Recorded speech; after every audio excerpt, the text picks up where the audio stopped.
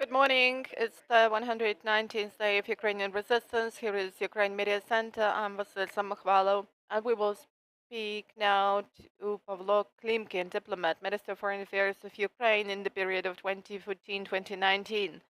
We will speak about Ukraine, about Europe, and about European strivings of Ukraine. Pavlo, good morning. Welcome, dear colleagues. Good morning. Why have you so much paused at Euro-Atlantic aspirations? Did you decide to get restricted to European, not Euro-Atlantic ones? Well, we could talk about Euro-Atlantic as well. And you're a person who was trying to make this day closer, who did quite a lot, who saw this with your own eyes. So, what could you tell about your personal expectations of the EU summit to be held on the 24th of June? Well, the decision has already been made, and we all know about that. But the decision is like the traffic lights going from yellow to green, and finally, it is activated not just by the politicians but by the heads of governments and of the states. But now this decision is supported by most citizens, and this is the key thing. And while getting to the EU, we will have to maintain these emotions among the EU citizens for us to become EU citizens as well. That is the task, which is a strategic task for years to come, the task related to our future, existential task. Ukraine needs to keep existing, and this is all about how it will keep existing. So this is my personal emotion. I've been really dealing with the EU for many years. I was a negotiator on the association agreement, visa-free agreement, common aviation space, well, a lot of other things. But now that is of an absolutely different quality. And this is about the quality of our perception by the European bureaucrats, because they also have some bureaucrats.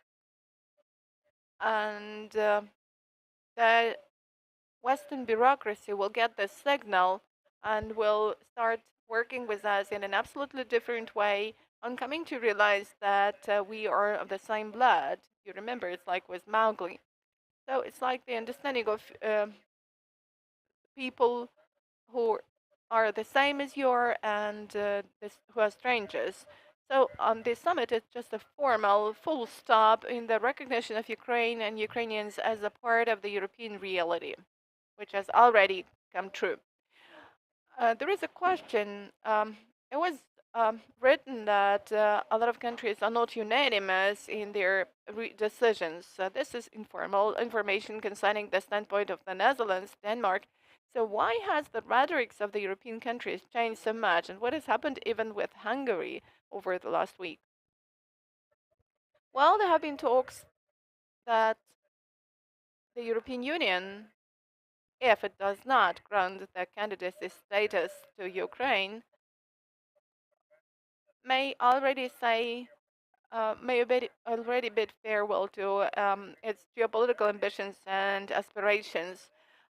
Who will ever consider the EU an important player in the world and inside the EU if the EU doesn't have enough will, and I'm talking here not only about political will, to say yes to Ukraine? Who will ever understand what the whole EU is about? There are, of course, some things that we will need to do to start the negotiations.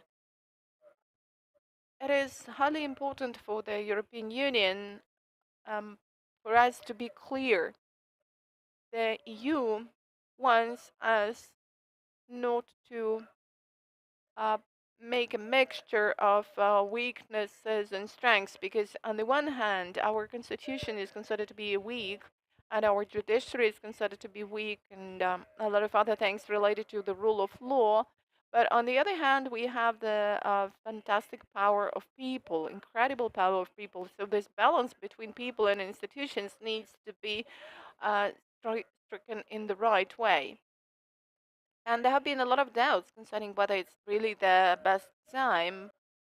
The other point was that there were doubts concerning the um, applicability of the candidacy status during the war. Probably this should be done after the war to avoid escalation. All those considerations have been a real concern for us. But anyway, all this, the decision has been passed, and all those things have come together. So it's really important for us now not to meet some other expectations, but to meet our own expectations in relation to ourselves, because that is a great trust, a great faith in us, in the country, in the nation, in everything that is Ukrainian, and this faith should be conveyed to onto our accession process. This is a unique process. Nobody has ever taken a large country with the post-Soviet past to the EU, and nobody has ever settled a task like this, and the EU member countries do realize that this is an absolutely unique thing, and our accession will not be like the accession of those who are already there. But there are a lot of unique things in life, so our accession is going to be the first accession of the 21st century, because all the other accessions were following the templates of the 20th century. There is a question in the audience. Please give the mic.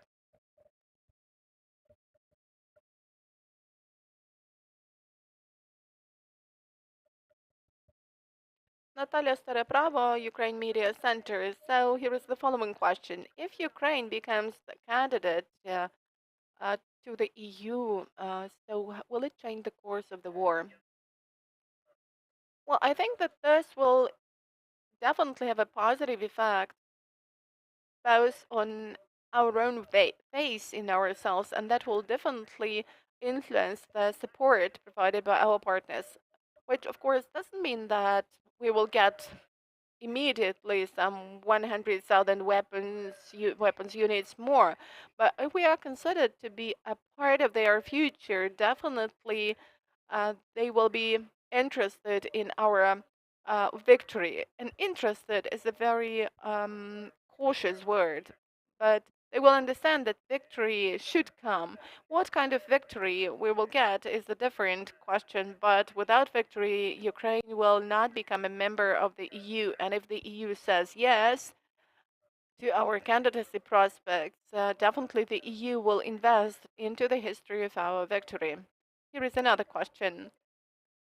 You were a signatory of the EU-Ukraine Association Agreement. What do you feel now when Ukraine is just one step before the candidacy status granting? I was really one of the main negotiators, but I did not sign the agreement. Um, but nevertheless, it's a really important positive emotion. It's not something incredible. This is a part of our life, a life going in the right direction. I really invested into this history with the European Union a lot of my personal effort. I believed in this story, and I really am striving to see the Ukrainian flag in front of the respective European Council and the headquarters of NATO. And I do believe in this. This is not a simple story, not an easy thing to do. But when I was told that we would never have visa free regimes, when I was told that the association agreement would never be signed, I was skeptical about that. I always thought that, well, you're mistaken, guys. And we have proven that a lot of people who have been skeptical about us have been mistaken. That is a very important path we need to cover. I feel really pleased when I understand that all this work was not done in vain. I have another question. Now, electoral constituency and diplomacy has become a priority. It has turned out to be much stronger than the bureaucracy of the bureaucracy, diplomacy, and the diplomacy of leaders, because the countries are guided by the electoral demand inside them. So, how do we keep this electoral demand for Ukraine and support of Ukraine? Well, we just have one way. Nobody will give you a plan for the years to come, but nevertheless, there is only one path to go along. That is interaction or integration of the Ukrainian society into the European one. And this is the path of understanding of the fact that we need to become clear and, most important, comfortable in the positive sense of this word for those who are already in the EU. And the EU should become clear and comfortable for all of us. And this presupposes hundreds of thousands of partnerships between communities, cities, towns, businesses, companies, experts, citizens, civil society, all the levels. That is not just the task of the state. Well, it is the task of the state, but not only, because the state cannot cope with this task 100%. That is going to be a system and a network with the people who will keep working. And of course, psychological laws will be in effect here, and there are some elements of fatigue and getting accustomed to the war. But anyway, this is the task for the whole society. There is no other way. Nobody will invent some state program. Nobody will create some special center or institute that will maintain these emotions in relation to Ukraine. Either we do it all together, or this will just disappear and Russia will start working against our accession, because our accession to the EU is final loss of Ukraine for them, final loss of the field of their impact.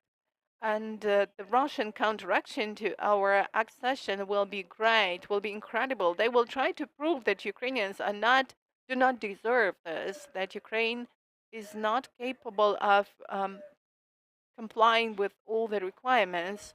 They will try to destabilize this situation, point their fingers at the EU demanding something from Ukraine. This will not be a simple story, but we need to have this story um, developed not in a populist way, but in a very transparent way, because it's not about some political story with the EU. This is all about our future. So this is the matter for the society. And the last question: how quickly are we going to change the candidacy status for the full-fledged member status? What could be the barriers on that way, and what could help us on that way? The barriers, well, we ourselves may create a lot of barriers if we don't move on in spite of those barriers. A barrier could be the atmosphere inside the EU and, of course, Russia. I think that this will happen sooner than and quicker than for other EU member states, because classical bureaucratic approaches, as I've already mentioned, are not applicable to Ukraine. Now, even Germany, France, the Netherlands are the countries where a lot of people claim that really we need to cover that way, but we cannot have this way so much bureaucratic as before. And the process of reconsideration of the accession procedure has already been launched. So we should go out with some proactive initiatives, with some new ideas, and claim that this is what it should look like. Like Macron says that we want to have some political community, and this would not be a replacement for the European integration. Okay, not replacement. So let's have it as follows. Let's suggest our ideas.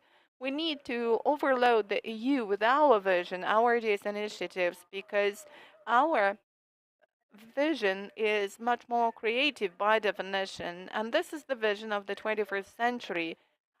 And this is also a chance for the European Union to get rid of a lot of things that already overburden it, because these are the archaisms from the 20th century. But as far as a specific year is concerned, I cannot speculate about this. But I'm sure that this will happen much quicker than a lot of people now expect. and we will definitely convince the pessimists. Thank you. This has been Pavlo Klimkin, Diplomat, Minister of Foreign Affairs of Ukraine over the period of 2014-2019. Thanks a lot. Everything is going to be Ukraine. Our next briefing is at 11, and we will speak to the representatives of the joint initiative of the Center for Civil Liberties and Civil Society Organization.